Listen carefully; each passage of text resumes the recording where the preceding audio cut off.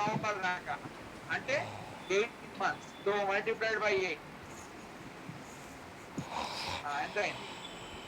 17,600 మొత్తం అన్ని కేసుల్లోనూ అంతే amount. 17,600 all the 3 cases. Basic pay అయిపోయింది. తర్వాత డిఏ 1,100. సో 1,100 ఇంటూ అది 8 months. So 8,800 all the 3 cases.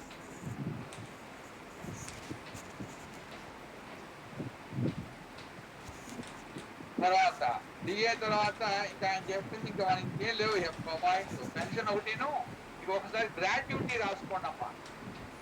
Particular కాలంలో గ్రాట్యుటీ, దానికో వర్కింగ్ నోట్. తర్వాత ఇంకా pension, manager working note. Gratuity మనకి ఏ కాలంలో వస్తుందని చెప్తున్నా? బి కాలం. ఆ బి కాలం వరకు గ్యాప్ పెట్టేసుకొని ఏ కాలంకిను సి కాలంకి గ్రాట్యుటీ లేవు. ఒక బి కాలం వరకే మనం గ్రాట్యుటీ కనుక్కుంటాం. సో ఈ టోటల్ తీసుకుంటే all the 3 cases gross salary income. First ఈ గ్రాట్యుటీ అయితే వర్కౌట్ చేసేసిందమ్మా. ఆల్రెడీ మనకు తెలిసిన కాన్సెప్టే కాబట్టి మొదటి working determination of taxable amount of gratuity. First working out చేసేయండి. గ్రాట్యుటీ మనకు తెలుసు కదా, ఇది ఏ కాలం అది? బి కాలం. అంటే ఎవరు? Non government employee. మళ్ళీ మనం ఏం ఆలోచించాలి? వర్కరా ఎంప్లాయీ ఆలోచించాలి.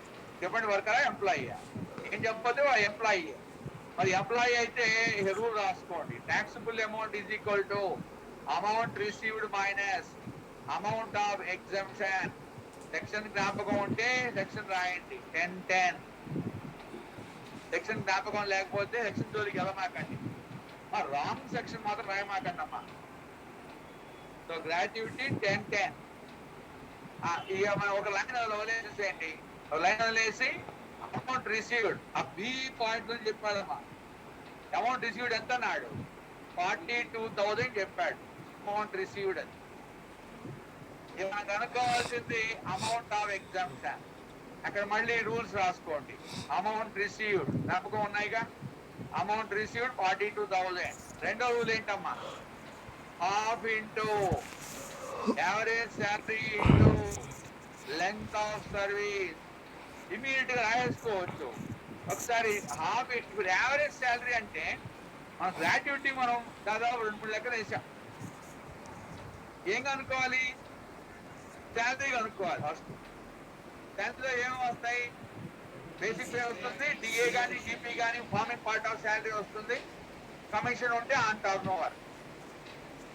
ఎన్ని తీసుకోవాలి? అవి 10. ఎన్ని తీసుకోవాలంటే 10 తీసుకోవాలి. ఆఖరిది కలిపా, ఆఖరిది వదిలేసా. ఆఖరిది వదిలేయాలి. గ్రాట్యుటీలో ఏమో ఆఖరిది వదిలేయమన్నాడు, లీవ్ శాలరీ ఏమో ఆఖరిది కలపమన్నాడు. సో గ్రాట్యుటీ కాబట్టి మనం వేసేది ఆఖరిది వదిలేయాలి. ఆఖరిది వదులుతాం అంటే ఏం వదిలేయాలి? నవంబర్ వదిలేయాలి. ఇప్పుడు నవంబర్తో కలిపి ఏమన్నాం? 8 months చెప్పాం. అందుకే భూమి మనం నవంబర్తో కలిపి 8 months అన్నాం. ఇప్పుడు ఆ నవంబర్ వదిలేస్తే ఈ నెల మనకు ఈ సంవత్సరం మనకి ఎన్ని వస్తాయి? 7 వస్తాయి. ఇక మిగతా ఇంకా మనం ఇంకెన్ని కావాలి? 3 నెలలు కావాలి. అర్థమైందమ్మా? 3 నెలలు కావాలి. ఈ 3 నెలలకి ఏం చేయాలి? ఇప్పుడు నేను వెనక్కి వెళ్ళాలి. అంటే ఏ ఇయర్? గతంలో అంటే 2020-21 ఆ ఇయర్కి వెళ్ళిపోవాలి. అయితే ఈ లెక్కలో ఆ ఇయర్ డేటా అని చెప్పాడమ్మా. వెనకటి లెక్క అంటే వెనకటి ఇయర్ లో, అంటే మన ఇయర్ వదిలేసి వెనకటి ఇయర్ లో ఎంత శాలరీలు ఉన్నాయి ఏం చెప్పలేదుగా. ఏమనుకోవాలి అప్పుడు? ఇప్పుడు శాలరీ ఎంత ఉందో అప్పుడు అంతే ఉంది అనుకోవాలి. అంతేగా, ఇప్పుడు ఎంత శాలరీ ఉందో అంతే ఉంది. అంటే శాలరీలో ఎటువంటి అప్స్ అండ్ డౌన్స్ లేవు. ఇంక్రిమెంట్లు కానీ తగ్గడం కానీ పెరగడం కానీ లేదు. అప్పుడు ఆటోమేటికల్ గా లాస్ట్ ఇయర్ బేసిక్ పే ఎంత ఉంటుంది? 2,200 ఉంటుంది. లాస్ట్ ఇయర్ డిఏ ఎంత ఉంటుంది? 1,100 ఉంటుంది. అంటే ఇప్పుడు మనకి బేసిక్ పేలు డిఏలు ఎలా ఉన్నాయో లాస్ట్ ఇయర్ కూడా అలాగే ఉంటుందని. మరి మార్పు లేని బేసిక్ పేలు, మార్పు లేని డిఏలు ఉంటే మరి 10 నెలలు కనుక్కుంటే సరిపోతుందా? 1 నెల చాలా. నెల కనుక్కుంటే చాలుగా. మార్పు లేనప్పుడు మీరు 100 నెలలు వేసుకున్నా మేక్స్ నో డిఫరెన్స్. అంటే సింపుల్ గా 1 month శాలరీ ఎంతో కనుక్కుంటే ఆ 1 month శాలరీ ఏమవుతుంది, యావరేజ్ శాలరీ అవుతుంది. మీకు అర్థమైందా భాష? మన అంతకుముందు లెక్కల్లో మనం విడివిడిగా ఎందుకు వేసుకున్నామంటే ఏదో ఒక మార్పు చెప్తున్నాడు వాడు, శాలరీ పెరిగింది, కమిషన్ పెరిగింది ఇది చెప్పాడు. మనకి ఈ లెక్కలో ఎటువంటి మార్పులు లేవు కాబట్టి 1 month శాలరీ కనుక్కుంటే that 1 month salary now become average salary. 1 month salary అంటే బేసిక్ పే అని తీసుకోవాలి. ఇప్పుడు నేను 2200. డిఏ గురించి ఏం చెప్పాడు? సగమే ఏమన్నాడు, పార్ట్ ఆఫ్ శాలరీ అన్నాడు. అంటే బేసిక్ పే 2200, డిఏలో సగం అంటే 550. మీకు అర్థమైందా ఇదంతా? కాబట్టి నేను సింపుల్ గా యావరేజ్ శాలరీ నేను ఇప్పుడు కష్టపడక్కర్లా. యావరేజ్ శాలరీ ఇది కూడా 1 month శాలరీయే ఇప్పుడు ఏమైంది, యావరేజ్ శాలరీ అయిపోయింది. అందుకని ఆ 1 month శాలరీ ఎంతో విడిగా వేసుకుంటే చాలమ్మా నేను. So 2200 plus 550 2750. 2750 ఇది ఎలా వచ్చింది అనేది మాత్రం జాగ్రత్తగా గుర్తుపెట్టుకోండి. మళ్ళీ రేపు పొద్దున మళ్ళీ ఇది మీరు చూసుకుంటూ అది ఎట్లా వచ్చిందో మాత్రం. సో 2750 ఎలా వచ్చింది అంటున్నాడు. Salary is equal to simple గా బేసిక్ పే అంటే 200 plus 50% of 1100 is equal to 2750. అది మరి అది 1 month కదా, అంటే మార్పులు లేవు కాబట్టి 10 మందిలో వేసుకున్నా ఇంటూ 10 వేస్తాం, డివైడ్ బై 10 వేస్తాం. Again you will get 2750. 2750 into length of service ఎన్ని నెలలు పూర్తి చేశానంటాడు. 30 years 11 months. సో 30 వేయాలి. ఫ్రాక్షన్ ఇగ్నోర్ చేసేస్తాం. 41,250. 41,250. ఇక మూడో rule maximum 20 lakhs. So maximum 20 lakhs. మనం ఈ మూడింట్లో విచ్చేవరి lower.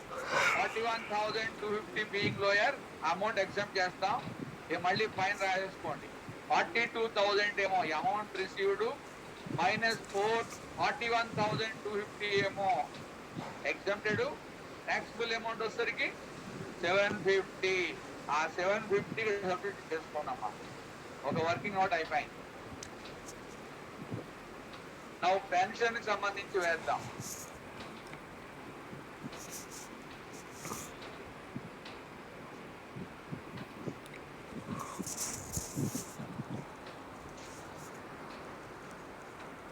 So next working note regarding pension. So determination of taxable amount of pension. ఇది కూడా మనం టీ రాసేటప్పుడు వైలిన్ సర్వీస్ అని, ఆఫ్టర్ రిటైర్మెంట్ అని అలాగే చదువుకున్నాం. ఇప్పుడు సర్వీసా రిటైర్మెంట్ అయిపోయిందా? రిటైర్మెంట్ అయిపోయింది. రిటైర్మెంట్ అయిపోయిన తర్వాత మరి ఇప్పుడు ఏమేమి చూస్తామమ్మా? పీరియాడికల్ పెన్షనా, లంసమ్ పెన్షనా చూడండి. మీరు ఇక్కడ ఒక్క నిమిషం చూడండి అమ్మా. ఇప్పుడు దీనికి పెన్షన్ ఎంత ఇస్తామని ఫిక్స్ చేశారు? చూడండి, దీనికి ఎంత పెన్షన్ ఇస్తామని ఫిక్స్ చేశారు. 1,000 per month ఫిక్స్ చేశారు. ఎక్కడి నుంచి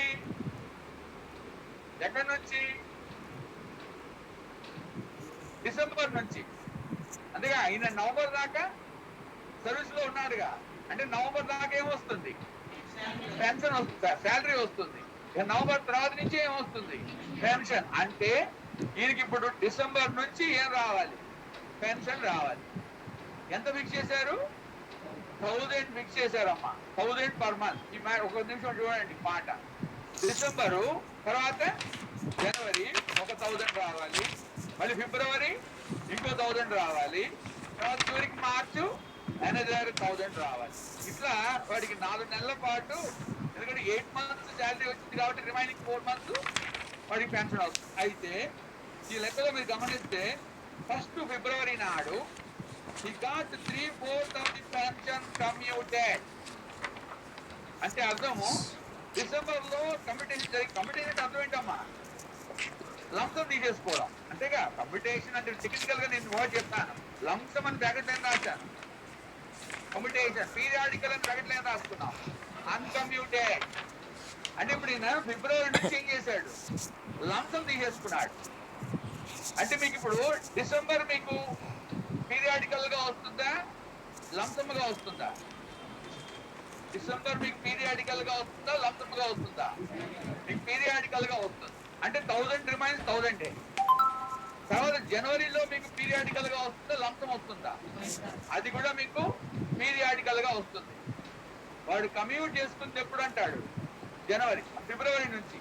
అంటే జనవరి దాకా మీకు ఏమొచ్చినట్టే, పీరియాడికల్ గా వచ్చినట్టే. ఫిబ్రవరి మంత్ లో ఏమంటాడు, 3/4 వాడు కమ్యూట్ చేసుకున్నాడు. 3/4 కమ్యూట్ అంటే రిమైనింగ్ 1/4 ఏమైనట్టు, అన్కమ్యూటెడేగా. 1/4 పీరియాడికల్ గా వచ్చినట్టు, మిగతా 3/4 లంసమ్గా వచ్చినట్టు. అర్థమైతే ఇప్పుడు ఫిబ్రవరి నుంచి వాడికి ఫుల్ పెన్షన్ వస్తుందా, అందులో కొంతే వస్తుందా?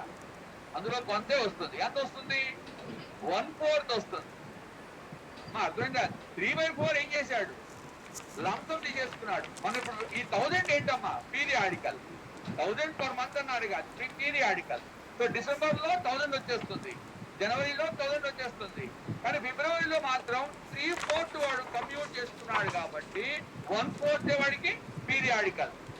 అంటే ఇప్పుడు ఏం చేయాలి, ఫిబ్రవరి మంత్ లో ఇంటూ 1/4 వేసుకోవాలి.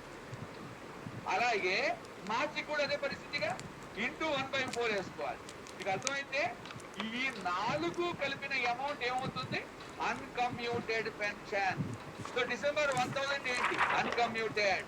జనవరి 1000 ఏంటి, అన్కమ్యూటెడ్.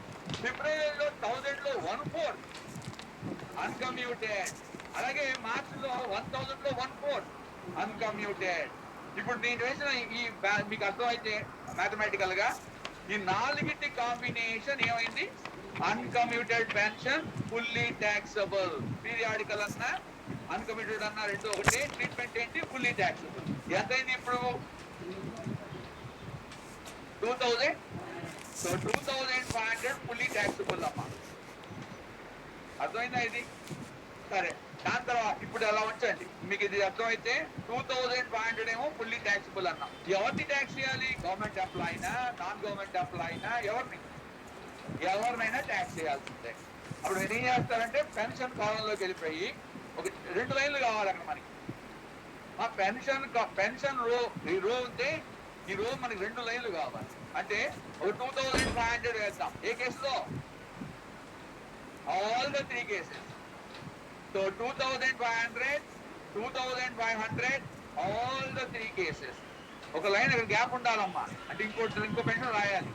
2 పెన్షన్లు ఉన్నాయి ఇక్కడ, పీరియాడికల్ పెన్షన్ ఉంది, లంసం పెన్షన్ ఉంది. సో మనం ఇప్పుడు పీరియాడికల్ పెన్షన్ రాసాం, లంసం పెన్షన్ రాయడానికి ఇంకొక గ్యాప్ ఉండాలి నాకు. మీకు ఇది అర్థమైంది అందరికీ? సో పీరియాడికల్ పెన్షన్ ఎలా కట్టామో, సో 2 నెలలు వాడు ఫుల్ పెన్షన్ తీసేసుకున్నాడు, మిగతా 2 నెలలు 1/4 తీసుకున్నాడు. ఆ 1/4 అన్కమ్యూటెడ్ అంటే periodical, fully taxable all the cases. ఇప్పుడు ఎటొచ్చి మనకు అనుకోవాల్సింది కమ్యూటెడ్ పెన్షన్ ఉంది, దాని గురించి ఆలోచించాలి. ఇప్పుడు అందులో మళ్ళీ ఏబిసి అన్నాం కదా, ఇప్పుడు విడిగా ఇక్కడ రాసుకుంటే ఏ ఎవరు, గవర్నమెంట్ ఎంప్లాయీ. ఇప్పుడు ఏ గవర్నమెంట్ ఎంప్లాయీ అయ్యి వాడు లంసం తీసుకుంటే ఏం చేయాలి, ఫుల్లీ ఎగ్జామ్టెడ్. కాబట్టి గవర్నమెంట్ ఎంప్లాయీకి ఫుల్లీ ఎగ్జామ్టెడ్ కాబట్టి ఆటోమేటికల్ గా ఇక్కడ ఫుల్లీ ఎగ్జామ్ట్ అనే మాటే రాయండి. సో గవర్నమెంట్ ఎంప్లాయీ విషయంలో ఫుల్లీ ఎగ్జామ్ట్ అయిపోయింది. ఇప్పుడు బి కేసు అమ్మా. బి పరిస్థితి ఏం చెప్పండి, వాడు non government employee gratuity receive చేసుకుంటున్నాడు. అప్పుడు ఈ మాట ముందు రాయండి, బి పాయింట్ రాసి నాన్ గవర్నమెంట్ ఎంప్లాయీ కాబట్టి ఇప్పుడు వీడి కేసులో మనం ఏం కనుక్కోవాలి అంటే ఆ ట్యాక్సబుల్ అమౌంట్ రాయండి, నేను రాసినట్టు రాయండి. వీడి కేసులో taxable amount is equal to amount received minus amount of exemption. Taxable amount is equal to ఇక్కడ మన సెక్షన్ జ్ఞాపకం ఉంటే సెక్షన్ రాయండి, అదర్వైజ్ జ్ఞాపకం లేకపోతే రాయమాకండి. మనకి మెటీరియల్ ముందే ఉంది కాబట్టి 10(10)(a). నేను చెప్తున్నది ఎగ్జామినేషన్ లో సెక్షన్ ఇంపార్టెంట్ ఏం కాదమ్మా, గుర్తుంటే కాన్ఫిడెంట్ గా కరెక్ట్ అనుకుంటే రాయండి, లేకపోతే సెక్షన్ జోలికి వెళ్ళమాకండి. తప్పు సెక్షన్ మాత్రం రాయమాకండి, అది నేను చెప్తున్నది. ఓకే, ఇప్పుడు అమౌంట్ రిసీవ్డ్ అనేది ఎంత చెప్పాడమ్మా? వాడు ఎక్కడ చెప్పాడు పేరాలో 45,000. లంసం ఎంత తీసుకున్నాడు అంటే 45,000 తీసుకున్నాడు. సో 45,000 తీసుకున్నాడు, అది అమౌంట్ రిసీవ్డ్. మనం కనుక్కోవాల్సింది ఇప్పుడు ఏంటి? అమౌంట్ ఆఫ్ ఎగ్జంప్షన్ కనుక్కోవాలి. గ్రాట్యుటీ తీసుకున్న కాలమా తీసుకోని కాలమా? తీసుకున్న కాలం. గ్రాట్యుటీ తీసుకుంటే వాడికి ఎంత ఎగ్జంప్షన్ ఇస్తారు? 1/3. ఇక్కడ నిమిషం ఉండండి. 1/3 of what? 1/3 of total pension కనుక్కోవాలి. మనకి ఇప్పుడు ఏం తెలియాలి? టోటల్ పెన్షన్ అంటే ఏంటో తెలియాలి. టోటల్ పెన్షన్ కనుక్కుంటే దాంట్లో 1/3 ఏం చేయాలి? ఎగ్జామ్ చేయాలి. ఇప్పుడు నాకు టోటల్ పెన్షన్ ఎలా వస్తుంది చెప్పండి? How you will get this total pension? ఇప్పుడు ఇందాక 45,000 చెప్పాడు కదమ్మా. 45,000 ఈజ్ ఈక్వల్ టు ఎంత? 3/4. మీకు అర్థమైంది అందరికి? 3/4 ఏం చేశాడు? లంసం తీసేసుకున్నాడు. అంటే ఆ 3/4 లంసం తీసుకున్నప్పుడు వాడి చేతిలో ఎంత ఇచ్చారు? వాడికి 45,000 ఇచ్చారు. 45,000 ఈజ్ నాట్ టోటల్ పెన్షన్, అది ఫుల్ కాదుగా, అది 3/4. మనం ఇప్పుడు ఏం కనుక్కోవాలి? 1 కనుక్కోవాలి. 1 కనుక్కోవాలి. 1 becomes what? 1 becomes what?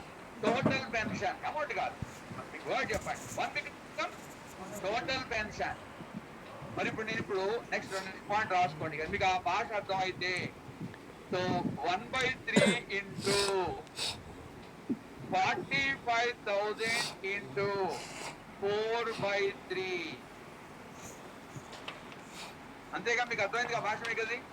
అంటే మనం చెప్పిన 3/4 మనం రివర్స్ చేసాం అంతే, క్రాస్ మల్టిప్లికేషన్.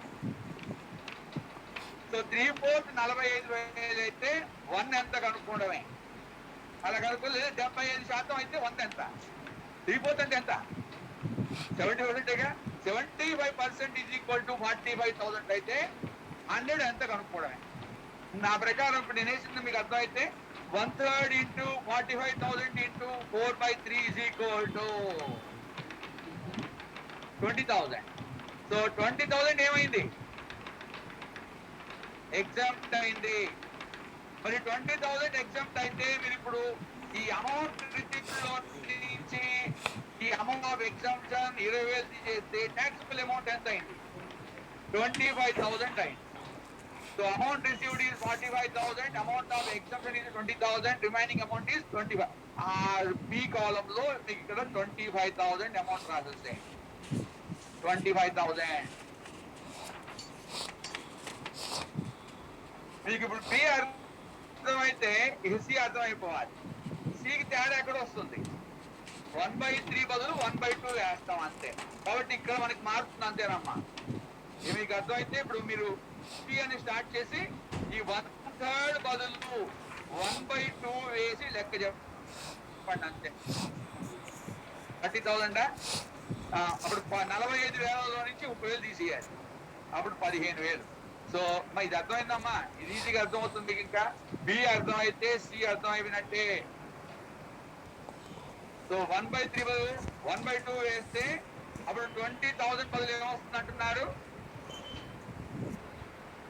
30,000 వస్తుంది అంటున్నారు. సో 1/3 ప్లేస్ లో 1/2 వేస్తే 20,000 ప్లేస్ లో 30,000 వస్తుంది. అప్పుడు 45,000 లో నుంచి 30,000 తీసేస్తే 15,000 వస్తుంది. 15,000 ట్యాక్సిబుల్ అమౌంట్ వేసినట్టు అవుతుంది.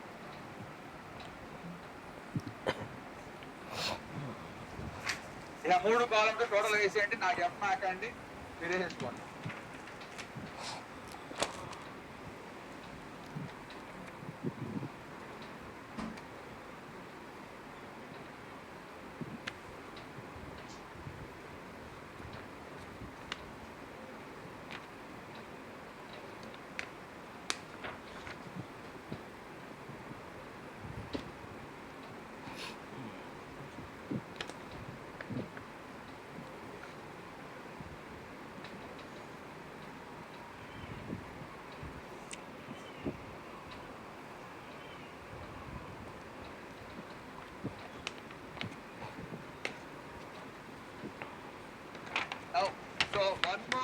retirement benefit completed.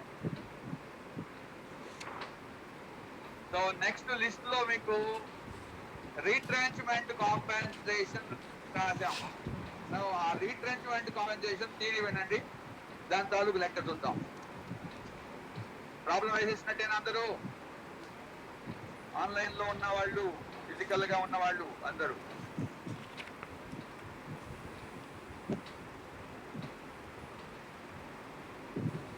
Okay, now next topic చూడండి అమ్మా, రీట్రెంచ్మెంట్ కాంపెన్సేషన్. ఐ థింక్ నేను మీనింగ్ చెప్పినట్టు గుర్తుంది నాకు. What is రీట్రెంచ్మెంట్? రీట్రెంచ్మెంట్ అంటే మీనింగ్ ఏంటి? వర్కర్ ని తొలగించడం, వాళ్ళు ఎటువంటి తప్పు చేయకుండా, అంటే removal of worker without any fault on part of him. దాని అంట రీట్రెంచ్మెంట్ అని. మనం మామూలుగా మీరు కొన్ని వర్డ్స్ వినాలమ్మా. ఇప్పుడు సస్పెండ్ అంటాడు, అంటే అర్థం ఏంటి? What is suspension? అంటే వాడు ఏదో తప్పు చేశాడని అనుమానం ఉంటే ఏం చేస్తారు? సస్పెండ్ చేస్తారు. సస్పెండ్ తర్వాత తప్పు చేశాడని రుజువు అయితే డిస్మిస్ చేస్తారు. సస్పెన్షన్ అనేది అనుమానంగా తీయడాన్ని టెంపరీగా తీస్తారు అంతే. సస్పెండ్ అనేది అనుమానం, వాడు తప్పు చేశాడేమో అనుమానం, వాటి మీద ఎంక్వైరీ చేస్తారు. తప్పు చేశాడని రుజువు అయిందని అనుకోండి, డిస్మిస్ చేస్తారు. ఇప్పుడు డిస్మిస్ చేస్తే ఏం ఇవ్వరు, కాంపెన్సేషన్ ఇవ్వరు. కానీ రీట్రెంచ్మెంట్ అనేది వాడి తప్పు లేకుండా తొలగించడం. అంటే వాడి అవసరం మనకి లేదు, బాబు నాకు నువ్వు అవసరం లేదు నాయన, రేపటి నువ్వు రాబాక అని చెప్పడం. వాడి ఫాల్ట్ ఏదైనా ఉందా? నో. మరి ఫాల్ట్ లేకుండా వర్కర్ని తొలగిస్తే మరి కాంపెన్సేషన్ ఇవ్వాలా వద్దా? కంపల్సరీగా ఇవ్వాలి. అది ఎంప్లాయీని అలాగే చేసామనుకోండి, ఎంప్లాయీ వర్కర్ని ఎలా అయితే తొలగించామో ఎంప్లాయీని తొలగించచ్చుగా. ఇప్పుడు నేనున్నానమ్మా, నేను వర్కర్నా ఎంప్లాయీనా? నేను ఎంప్లాయీ. నా తప్పు లేకుండా నన్ను తొలగించేయచ్చా? మేనేజ్మెంట్ వాళ్ళు తొలగించచ్చా? చేయకూడదా? ఒకసారి చెప్పినట్టు తొలగిస్తారు, ఈ క్షణం తొలగిస్తారు నన్ను. నా తప్పు లేకుండా వాళ్ళు ఏం చేయొచ్చు? తొలగించచ్చు. మరి నాకు కాంపెన్సేషన్ ఇవ్వాలా వద్దా? అక్కర్లా. అంటే ఎంప్లాయీకి కాంపెన్సేషన్ ఇవ్వాల్సిన కంపల్సరీ నెసెసిటీ ఏం లేదా, మ్యాండేటరీ కాదు. వర్కర్ని తొలగిస్తే మ్యాండేటరీగా ఇవ్వాలి. ఎందుకమ్మా వర్కర్కి నువ్వు ఎంప్లాయీకి ఎందుకు తేడా వచ్చింది? అలా వాళ్ళ ప్రొటెక్షన్ కి ఇండస్ట్రియల్ డిస్ప్యూట్ యాక్ట్ అనేది వస్తుంది. అంటే ఇండస్ట్రియల్ డిస్ప్యూట్ యాక్ట్ అనేది in protection of the worker, it is not in protection of the employee. Workmen compensation act అని, ఇండస్ట్రియల్ డిస్ప్యూట్ యాక్ట్ అని, ఇదంతా కూడా ఎవరి సేఫ్ గార్డ్ కోసం ఇచ్చిన ఆ చట్టాలు ఇవన్నీ. వర్కర్ ఈ ఎంప్లాయీకి సేఫ్ గార్డ్ చేసే చట్టాలు ఏం లేవా అంటే ఏం లేవు. అది కేవలం ఒప్పందమే. ఇప్పుడు సపోజ్ ఇప్పుడు నన్ను అపాయింట్ చేసేటప్పుడు కనుక మేనేజ్మెంట్ వాళ్ళు కనుక, రాజశేఖర్ గారు మీరు పాఠం మీరు ఎంతకాలం చెప్తారో చెప్పండి, మధ్యలో మీరు ఏదైనా మిస్టేక్ చేసి మేము తొలగిస్తే మీకు రూపాయో, లేదు మీ మిస్టేక్ లేకుండా మేము తొలగించాల్సి వస్తే మేము రూపాయి ఇస్తాం, రాసుకుంటాం. అలా రాసుకోలేదు అనుకోండి, నన్ను ఈ క్షణం తొలగిస్తే వాళ్ళు నాకేం ఇవ్వక్కర్లా, కాంపెన్సేషన్ ఇవ్వక్కర్లా. ఎందుకంటే అదంతా మా మ్యూచువల్ ఒప్పందం. ఆ మ్యూచువల్ ఒప్పందంలో కాంపెన్సేషన్ ఇవ్వాలి అని రాసుకుంటే ఇస్తారు, లేకపోతే ఇవ్వరు. కానీ వర్కర్ విషయంలో మ్యూచువల్ ఒప్పందాలు కాదమ్మా, చట్టాలు ఉంటాయి. ఎంప్లాయీకి ఏమి లేవు, యాక్ట్ లేదు. కానీ వర్కర్కి ఏముంది? యాక్ట్ ఉంది.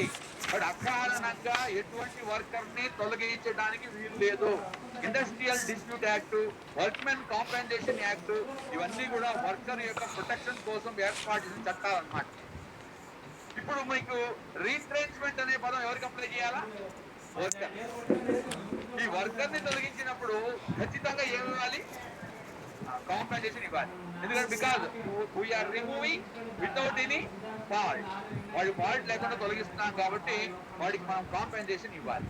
ఇప్పుడు మన టాపిక్ ఏంటంటే ఆ ఇచ్చిన కాంపెన్సేషన్ ట్రీట్మెంట్ మనం రాస్తున్నాం.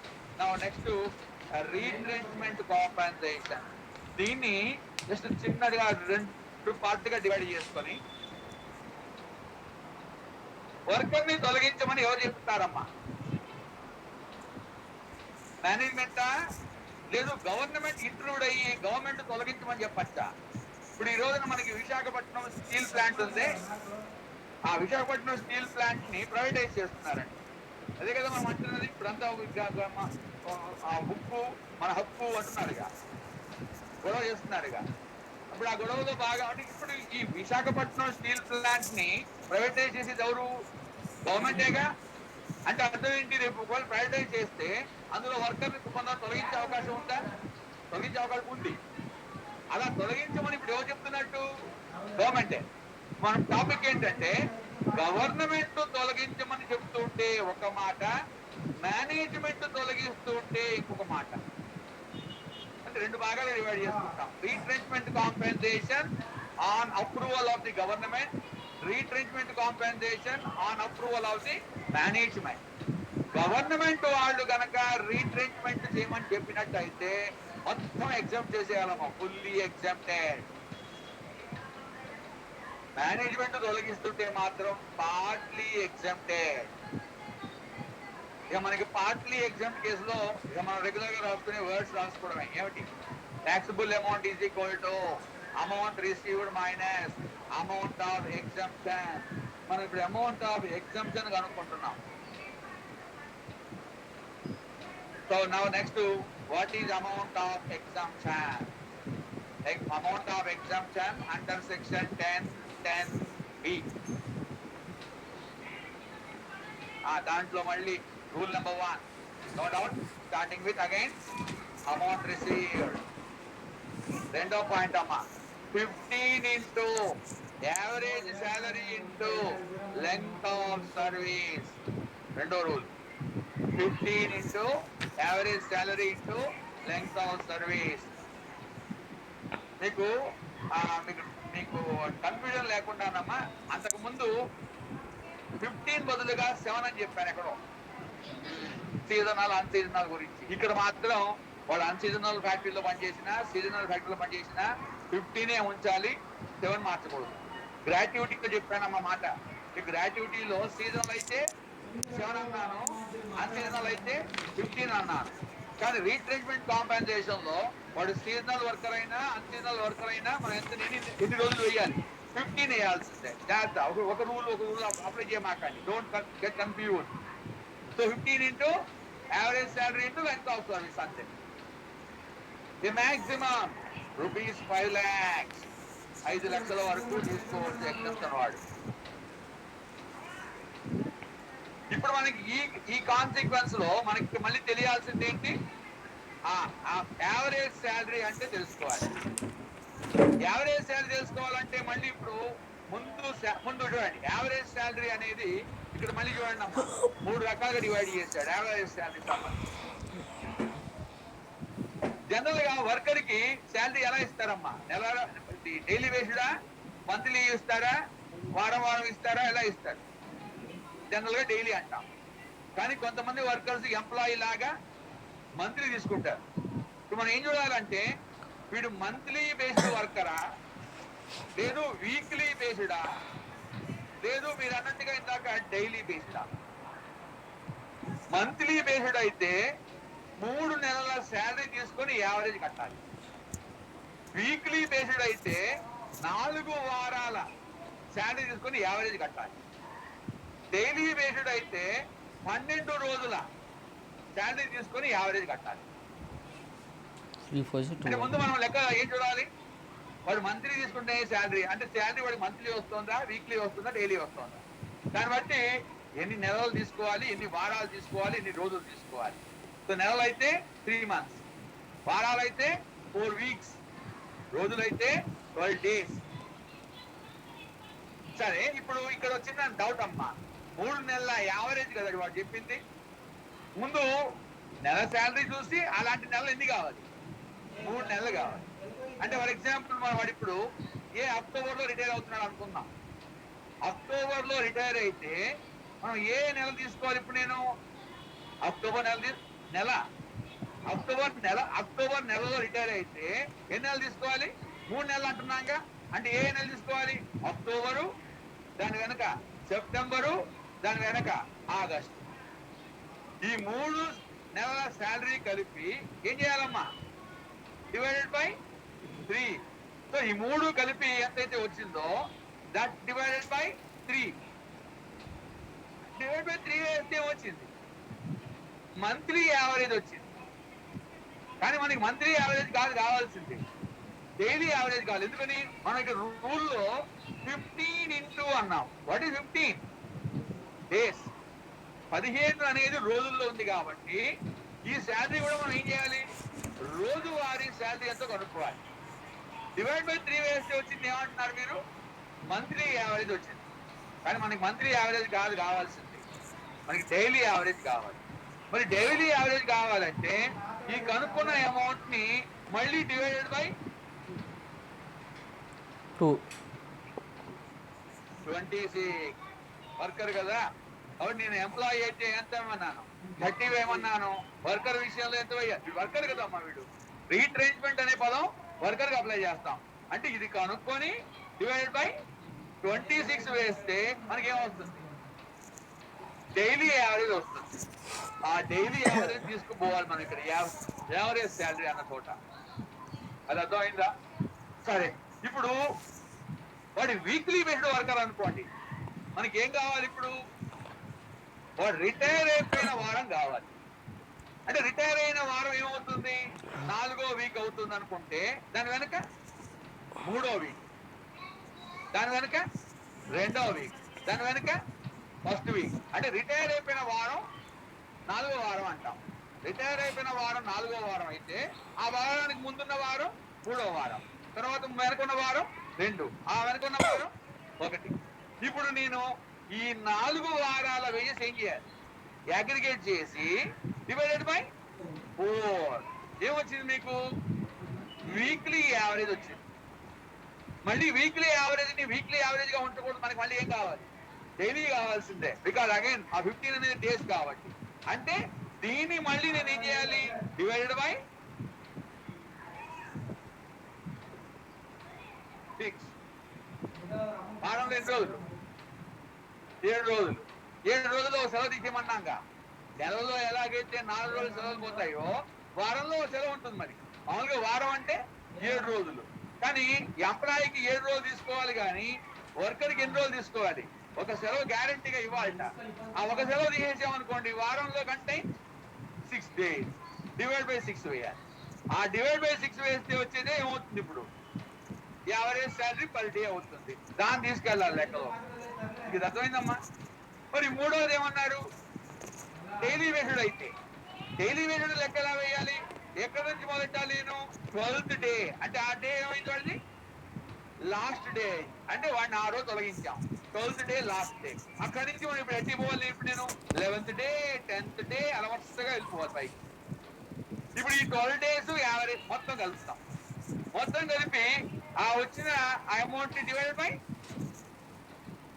12 ఓవర్ డివైడెడ్ బై ఏమక్కర్లా, అది ఉన్నది 12. మళ్ళీ దాంతో మళ్ళీ డివైడ్ బై సరదాగా ఉంది ఏదో డివైడ్ బై 26 డివైడ్ బై 6 అని చెప్పేసి మళ్ళీ ఇక్కడ కూడా డివైడ్ బై రోజులు మళ్ళీ ఏం చేయలేము. డివైడ్ బై 12 వేస్తేనే మీకు డైరెక్ట్ గా ఏమొచ్చింది, డైలీ వేజ్ వచ్చేసింది. ఒకవేళ మళ్ళీ డివైడ్ చేయాలన్నా డివైడ్ బై 1 అంటారు.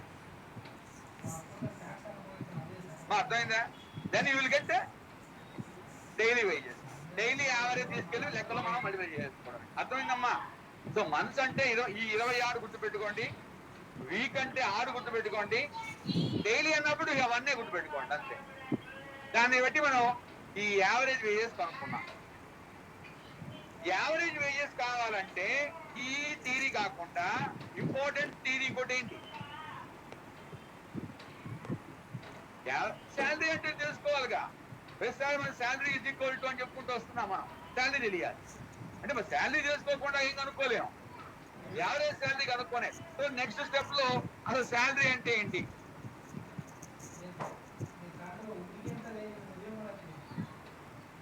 Salary is equal to all payments.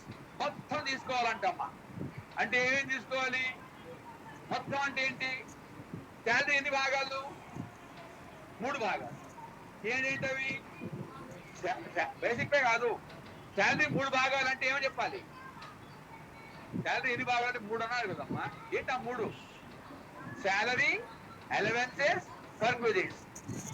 Salary ఎన్ని భాగాలు అన్నప్పుడు 3 అన్నారు. ఏంటా 3 అంటే శాలరీ, అలవెన్సెస్, పర్క్విజిట్స్.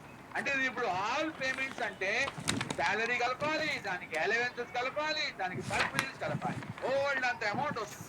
మనం ఇదివరకు అంతా శాలరీలో మనం ఏది బేసిక్ పే తీసుకోండి, డిఏ తీసుకోండి, అందులో పార్ట్ ఆఫ్ శాలరీ తీసుకోండి, కమిషన్ తీసుకోండి, ఇలాంటి వచ్చాం. ఇక్కడ అలా కాదు, ప్రతి రూపాయి తీసుకోవాలమ్మా. ఎక్స్క్లూడింగ్ ఏమీ తీసుకోవద్దో చెప్పాడు. ఇంతవరకు మనం శాలరీలో ఏం తీసుకోవాలో చెప్పాం, కానీ వీడికి ఏమంటాడు, అన్ని తీసుకోండి, ఏం తీసుకోవద్దో చెప్తాడంటే వాడు.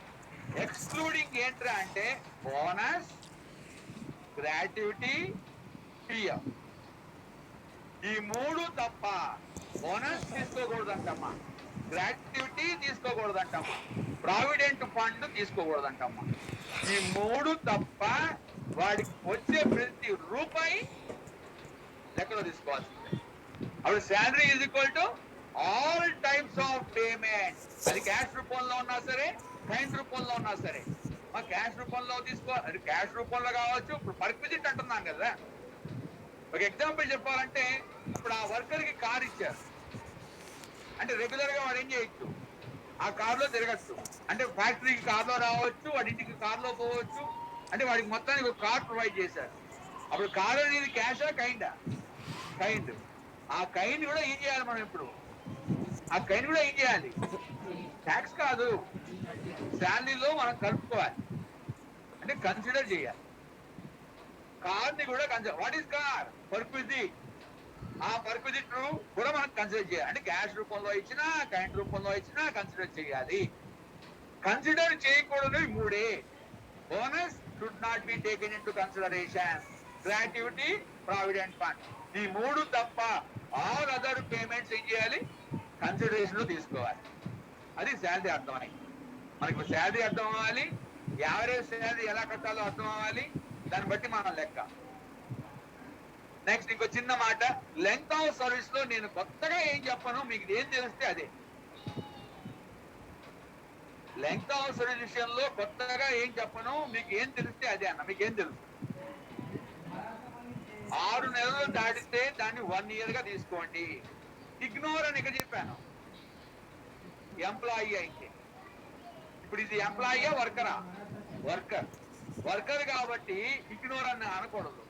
6 నెలలు అయితే 6 నెలలు అయితే ఇగ్నోర్. 6 నెలలు దాటితేనే 1 year. అర్థమైందా? Up to 6 months ignore. 6 నెలలు దాటి 1 రోజు ఉన్నా సరే దాన్ని మనం ఏం చేయాలా? 1 year గా కన్సిడర్ చేయాలి. ఎంప్లాయీకి అయితే ఏమన్నాం? Fraction ignore. ఎంప్లాయీకి అయితే ఫ్రాక్షన్ ఇగ్నోర్. వర్కర్ కి అయితే 6 నెలలు ఉంటే ఇగ్నోర్ చేసేయండి. 6 నెలలు దాటి ఉంది అంటేనే దాన్ని 1 year గా తీసుకోవాలి. అదే దీనికి అప్లై చేయాలమ్మా. ఇది థియరీ. థియరీ అర్థం అయితే ప్రాబ్లంకి వెళ్ళిపోండి. Problem number 7.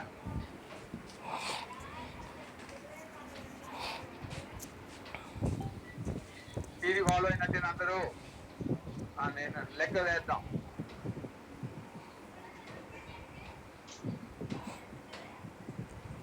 ప్రాబ్లం నెంబర్ 7 అమ్మా.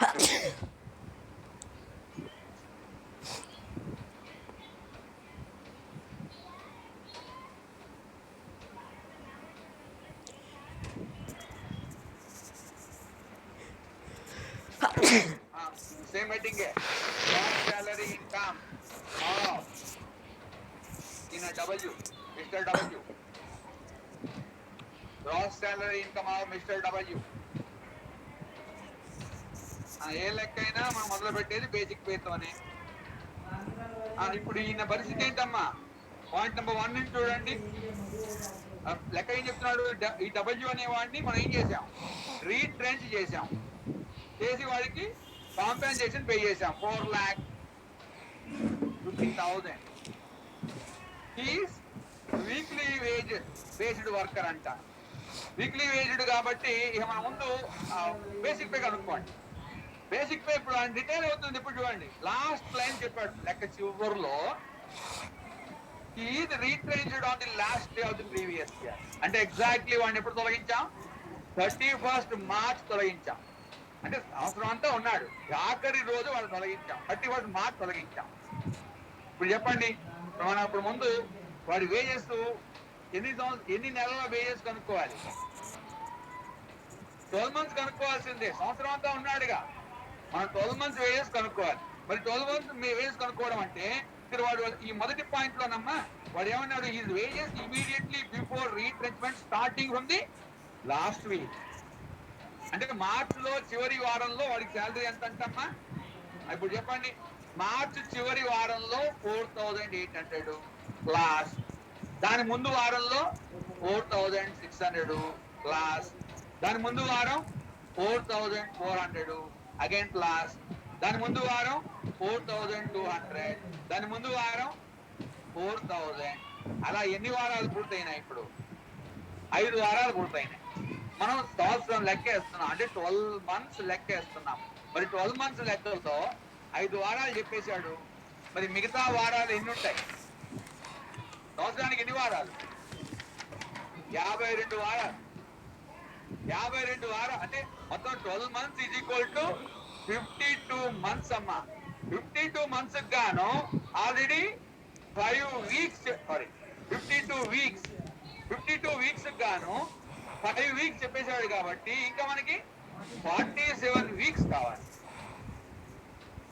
మరి ఈ 47 weeks ఏమైనా క్లూ ఇచ్చాడా అంటే ఇక్కడ ఇచ్చాడు చూడండి. ఏది? 4వ పాయింట్ గమనిస్తే 4th పాయింట్ అమ్మా, is average weekly wages prior to the month of retrenchment. Prior to the month of retrenchment అంటే ఏ మంత్?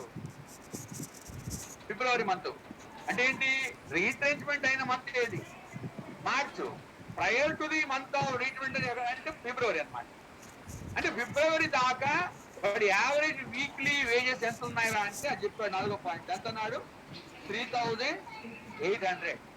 అంటే మనం ఇప్పుడు ప్లస్ 3,800 ఇంటూ 47, ఈ మొత్తం కాంబినేషన్ వాడి బేసిక్ పే అవుతుంది.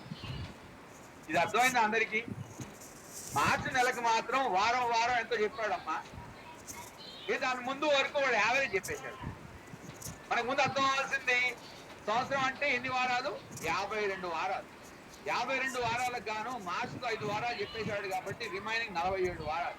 ఆ 47 వారాలకు సంబంధించి వాడు యావరేజ్ వీక్లీ వేజెస్ చెప్పాడు కాబట్టి 3,847. ఈ మొత్తం కాంబినేషన్ ఎంతో చెప్పండి. 2,600,000. 2,600,000 మాకు కరెక్టేనా? ఓకే, 2,600,000 బేసిక్ పే అమ్మా.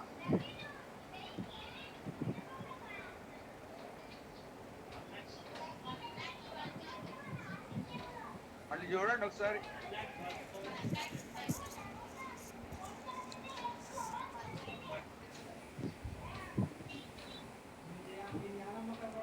$1 lakh? 12 lakhs?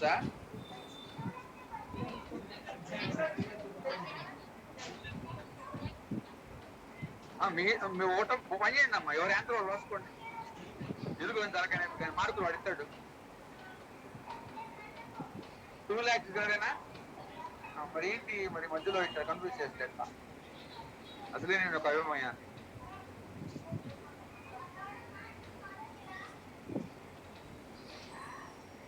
So 2,06,000. Okay sir, 2,06,000. Okay. మా తర్వాత నెక్స్ట్ పాయింట్ చూడండి. పాయింట్ నెంబర్ 1 అయిపోయినట్టు. పాయింట్ నెంబర్ 2 యాన్యువల్ బోనస్ రాయండి. బోనస్, యాన్యువల్ అనే పదం రాయిపోయినా ఇబ్బంది లేదు. బోనస్ 10,000 అంటమ్మా. 2వ పాయింట్. 3వ పాయింట్ డిఏ. డిఏ వారానికి 500 అంటమ్మా. 500 ఇంటూ 52.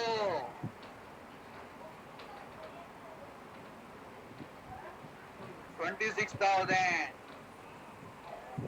డిఏ తర్వాత నెక్స్ట్ పాయింట్ నెంబర్ 4 మనం డిస్కస్ చేసి 5లో వాడి పీరియడ్ చెప్పాడు 24 years 6 months. ఏమనాలి? 24 years చెప్తే 6 నెలలు కాబట్టి అది ఇగ్నోర్ చేసేయండి. ఒక రోజు కొంచెం ఎక్కువ ఉంటే అది 1 year కలిపి 25 సంవత్సరాలు అనేవాళ్ళం. 6 నెలలు కాబట్టి ఇగ్నోర్ చేసేస్తాం. తర్వాత ఇదేదో ఇన్సూరెన్స్ పాలసీ అమౌంట్ అన్నాడమ్మా. చెప్పండి నాకు, ఇది లాస్ట్ పాయింట్ నెంబర్ 6 ఉంది, అది ఏం చేయాలనే చెప్పండి నాకు. అసలు మామూలుగా మనం వేసే లెక్కకి దానికి సంబంధం ఏమన్నా ఉందమ్మా? లేదు. ఎందుకని? ఆ లైఫ్ ఇన్సూరెన్స్ అమౌంట్ ఎవరు ఇస్తారు? ఇన్సూరెన్స్ కంపెనీ వాళ్ళు ఇస్తారు. ఎవరి సంబంధం లేదు, ఎంప్లాయర్ కి సంబంధం లేదు. అంటే ఈ లెక్క, ఈ పార్ట్ కి వాడు చెప్తున్న ఈ లాస్ట్ పాయింట్ సంబంధం లేని పాయింట్. అంటే ఇప్పుడు దాని జోలికి వెళ్ళమాకండి. మరి అది ఏం చేయాలి చూద్దాం. దాన్ని ఏం చేయాలని చూద్దాం. తర్వాత నెక్స్ట్ మనం వేయాల్సింది ఏంటంటే రీట్రెంచ్మెంట్ కాంపన్సేషన్ వేయాలి. దీనికి వర్కింగ్ నోట్ వేయండి. ఆ వర్కింగ్ నోట్ కంప్లీట్ చేసుకుంటే now you will get gross salary income. ఆ వర్కింగ్ నోట్ కంప్లీట్ చేద్దాం. So calculation of taxable amount of retrenchment compensation ఏమి చూడమంటున్నానమ్మా నేను? రాసుకున్నారుగా.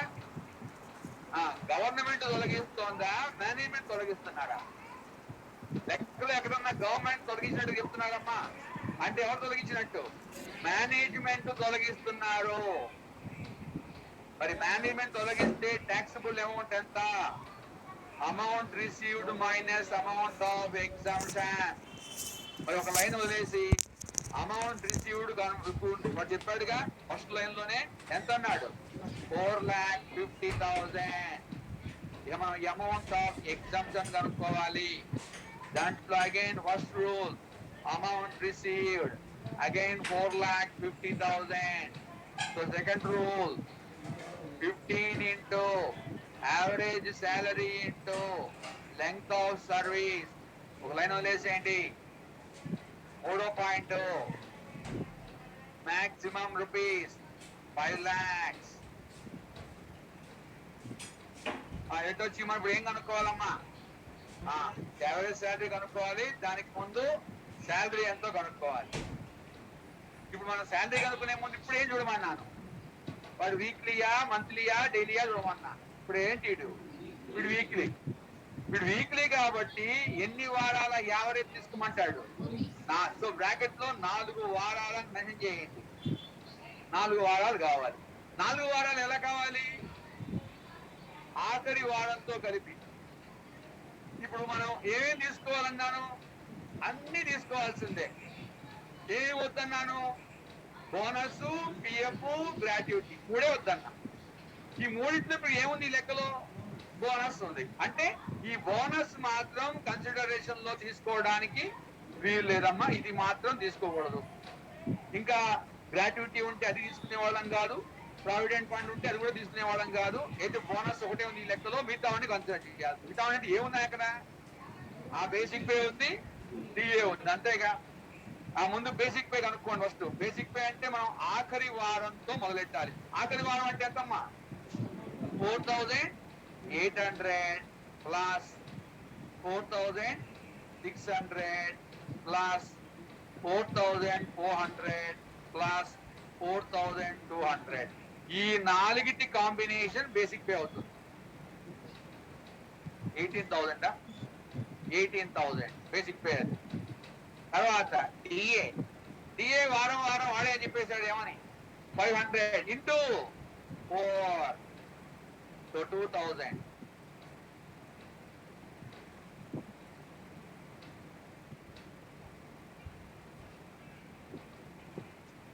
ఇంకేం లేవుగా లెక్కలో, కాబట్టి దాని టోటల్ చెప్పేసేయండి. 20,000. ఏం చెప్పాలి మళ్ళీ?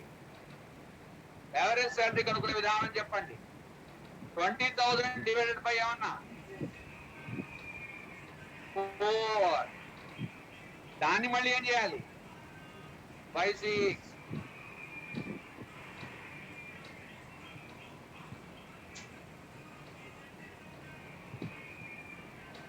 $20,000/4 వేసి ఇంటూ 1/6 వేసిన చాలు. 833.33. చదవండమ్మా. చదవడానికి ఏం లేదు, తిరిగి చెప్పుకున్నాం. ఇప్పుడు లెక్కలు అప్లై చేసుకుంటున్నాం. సో 833.333 యావరేజ్ శాలరీ వచ్చేసినట్టు. కాబట్టి ఇంకా 15 ఇంటూ ఆ 833.333 ఇంటూ లెంగ్త్ ఆఫ్ సర్వీస్ ఎంత అన్నాము? 24. ఈ అమౌంట్ చెప్పండి.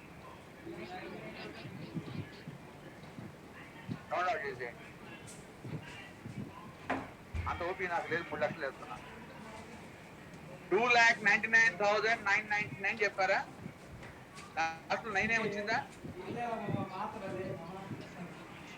ఓకే, 9 వస్తే వదిలేసేయండి. అప్పుడు రౌండ్ డౌన్ చేసేయండి, 3 లక్షలు వేసేయండి. ఇంకా మీరు ట్యాక్సిబుల్ అమౌంట్ లోకి వెళ్ళిపోండి. So amount received is equal, so మన ఇక్కడ 4,50,000 లో నుంచి ఆ 3 లక్షలు తీసేస్తే taxable amount is equal to 1,50,000. So 1,50,000 substitute చేసేయండి, ఇక్కడ టోటల్ వేసేయండి. టోటల్ నాకు చెప్పమంటే మీరు వేసేయండి. లాస్ట్ లో ఒక నోట్ రాద్దాం అమ్మా. లెక్క అయిపోయింది, జస్ట్ నోట్. దేని నోటు? ఆ లాస్ట్ లో ఇన్సూరెన్స్ చెప్పాడే దానికి నోటు. మీకు థియరీ చెప్పాను, ఇన్సూరెన్స్ థియరీ చెప్పాను, మీకు చాలా ఇంపార్టెంట్ అని చెప్పాను. కోచింగ్ పూర్తయ్యే లోపల గోల్డ్ అనే సార్లు డిస్కషన్ వస్తుందమ్మా అని చెప్పాను. మరి మీకు ఏం జ్ఞాపకం ఉందో చెప్పండి కదా. ఇప్పుడు payment from life insurance policy 2 lakhs. Policy తీసుకుంది ఎప్పుడు రా అంటే 1/4/2003.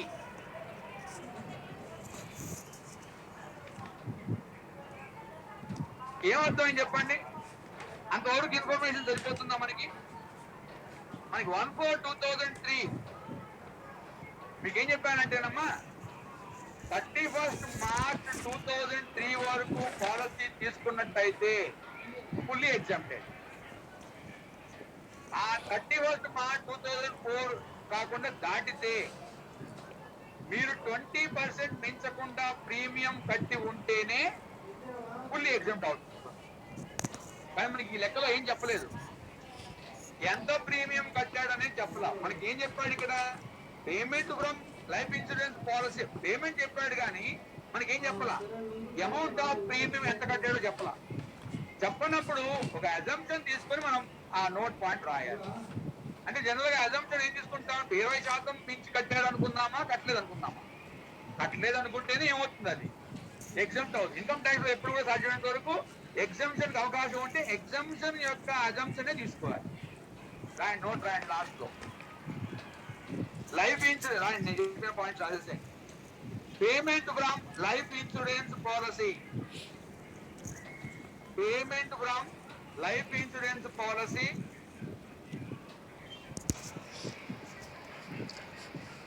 where the policy is taken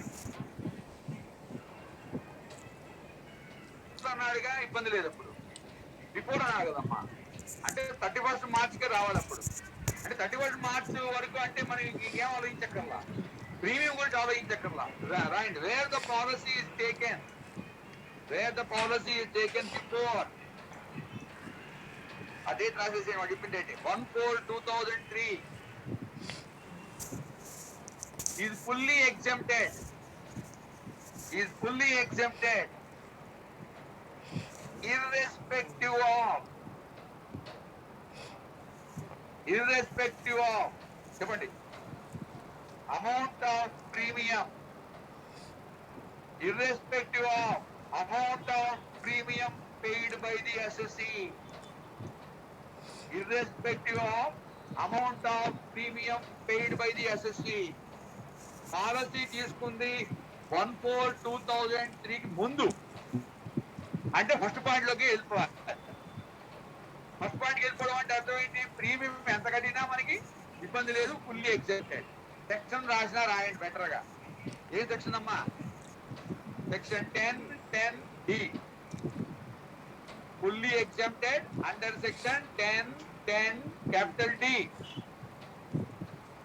మళ్ళీ చెప్తున్నా, సెక్షన్ గుర్తుంటే రాయండి, గుర్తు లేకపోతే రాయమాకండి. రాయకపోవడం వల్ల నష్టం లేదు, కానీ తప్పు రాస్తే మాత్రం మార్కులు తీసేస్తారమ్మా. మీరు రాయలేదనుకోండి సెక్షన్, మార్కులు ఏం పోవు. తప్పు రాశారనుకోండి మార్కులు పోతాయి. ఓకే, దీంతో థియరీ అర్థమైనట్టేనా? ప్రాబ్లము థియరీ మొత్తం. సో దీంతో రీట్రెంచ్మెంట్ కాంపెన్సేషన్ అయిపోయింది. Now coming to next compensation, voluntary retirement compensation.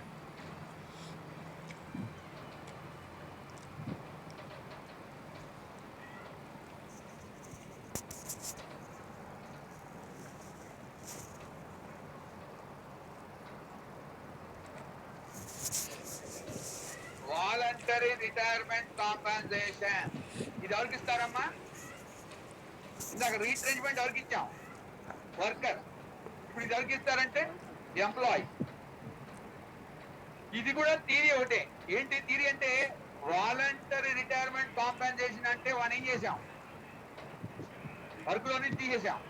రీట్రెంచ్మెంట్ లాగేనేనమ్మా. What is retrenchment అంటే ఏమనుకున్నాం? Removal of the worker without any fault. ఇదే అంతే. Removal of the employee without his fault.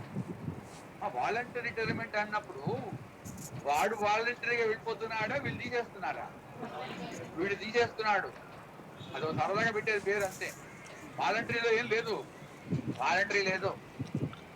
Voluntary లేదు. మెడబెట్టుకో మనం తోయేస్తున్నారు అంతే. నాకు అట్లా పో. వాలంటరీలో వాలంటరీ లేదమ్మా. వాళ్ళు వాలంటరీకి వెళ్తాం కాదు. బాబు మీ అవసరం మాకు లేదు, మీరు వెళ్ళిపోమని నమస్కారం చేసి గోల్డెన్ షేక్ హ్యాండ్ అంటారు. గోల్డెన్ షేక్ హ్యాండ్ అంటే అర్థం ఏంటి? వాడికి ఏదో కొంత ఇచ్చేసేసి ఏడవకుండా పంపించేయడమే. వాడు వాలంటరీ రిటైర్మెంట్ కాంపెన్సేషన్ లో నిజంగా ఏం లేదు. వాలంటరీగా రిటైర్ అవ్వడం అనేది లేదు. వాడిని తొలగించడమే. ఫాలో అవుతున్నారు పాయింట్? ఓకే, సరే తొలగిస్తున్నాం. ఇప్పుడు దీన్ని 2 parts గా ఆలోచించండి. గైడ్ లైన్స్ ఫుల్ఫిల్ అయితే అంటే గైడ్ లైన్స్ ఫుల్ఫిల్ అయితే ఒక రూలు, గైడ్ లైన్స్ అమ్మా. Guide lines not fulfilled, guide lines not fulfilled. Guide lines fulfil అయితే ఒక rule, guide lines not fulfilled ఒక రూలు.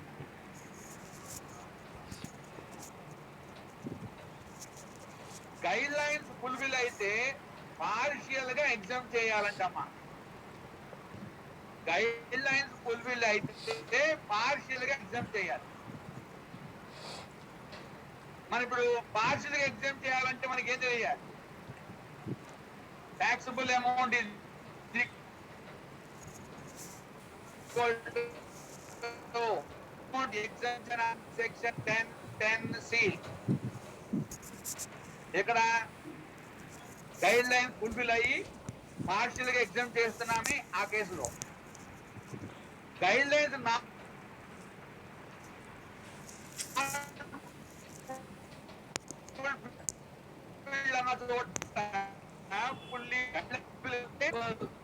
గైడ్ లైన్ ఫుల్ఫిల్ అయితే పార్ట్లీ ఎగ్జామ్ చేయాలి. మరి ఇది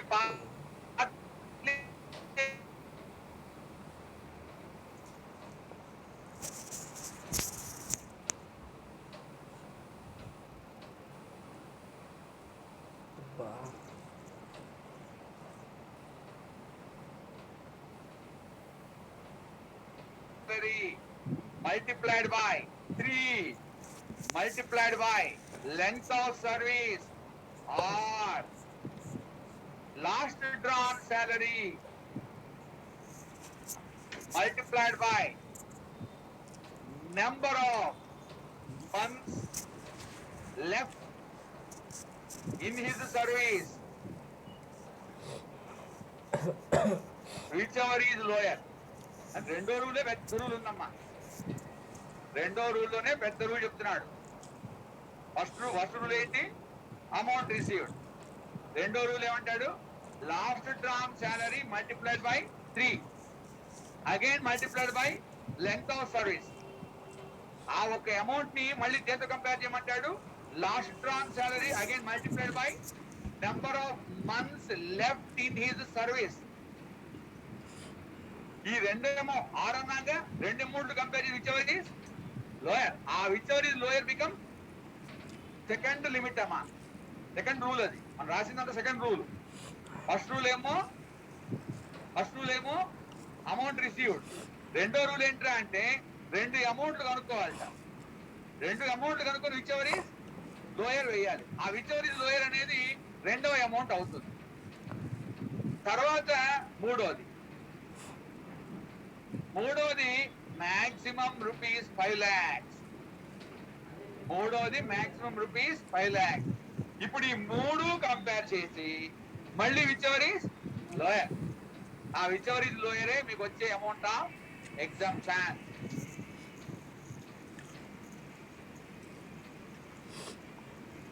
మరో ఇక్కడ ఇంపార్టెంట్ పాయింట్ అమ్మా, నీకు ఈ శాలరీ లెక్కల్లో మొదటి లెక్కలో నేను లీవ్ శాలరీ అని చెప్పి ఒక లెక్క లాస్ట్ లో సెంటెన్స్ అడిగాడు. మళ్ళీ ఏంటి, does it make any difference if he availed exemption of rupees 2,80,000 in the previous employment అనేది రాసుకున్నాం మనం.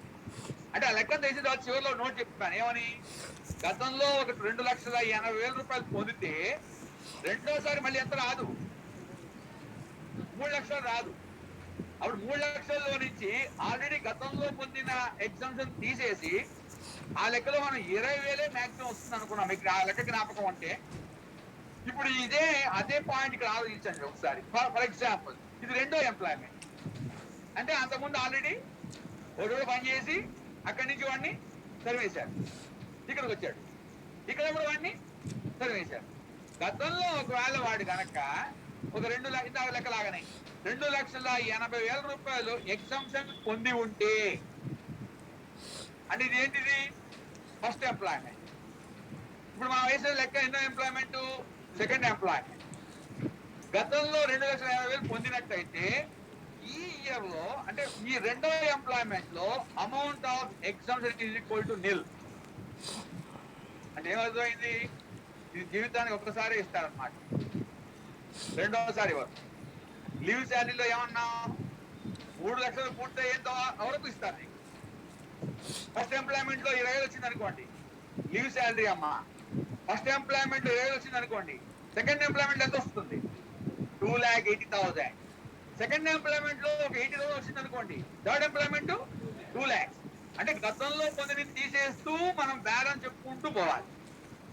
లీవ్ శాలరీ, గ్రాడ్యుటీకైనా అంతే, లీవ్ శాలరీకైనా అంతే, గ్రాడ్యుటీకైనా అంతే. కానీ ఈ వాలంటరీ రిటైర్మెంట్ కాంపెన్సేషన్ మాత్రం ఒక్కసారి పొందితే మళ్ళీ ఎగ్జామ్షన్ లో ఉండవు. కాబట్టి ఫస్ట్ ఎంప్లాయ్మెంట్ లో రూపాయి వచ్చింది అనుకోండి, ఏంటి amount of exemption out of what, 5 lakhs. 5 lakhs గాను మొదటి ఎంప్లాయ్మెంట్ లో రూపాయి వచ్చింది అనుకోండి, రెండో ఎంప్లాయ్మెంట్ లో ఎంత, 0. కాబట్టి ఒక్కసారి పొందిన వాడు మళ్ళీ ఈ సెక్షన్ కింద మళ్ళీ పొందే అవకాశం లేదు. అంటే జీవితానికి ఒక్కసారి వస్తుంది, ఆ ఒక్కసారి ఎంత వస్తే అంత. పదవైన పాయింట్ అమ్మా, ఇంపార్టెంట్ పాయింట్ అది. తర్వాత ఇప్పుడు అర్థం అవ్వాల్సింది గైడ్ లైన్స్. ఆయన టైం చూసుకుంటాడు బాబు, ఇది ఇప్పుడు గైడ్ లైన్స్ అంటున్నాడు కాబట్టి పూర్తవుతాయో ఏమో. మీకు ఇప్పుడు ఆ గైడ్ లైన్స్ వరుసగా మా దాదాపుగా మీకు మెటీరియల్ గమనిస్తే మీకు అన్ని పాయింట్లు అక్కర్లేదు, కానీ ఇంపార్టెంట్ పాయింట్లు కొన్ని చెప్తాను, అది గుర్తుపెట్టుకోండి చాలు.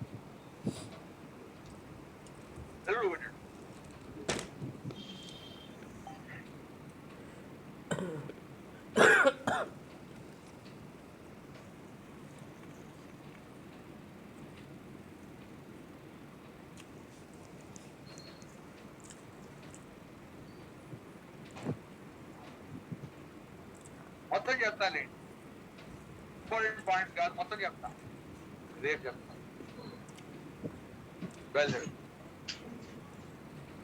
So class completed for today. ఆ ఫ్లో దెబ్బతింటుంది, మొదలుపెట్టి 100 గంటలు పడుతుంది.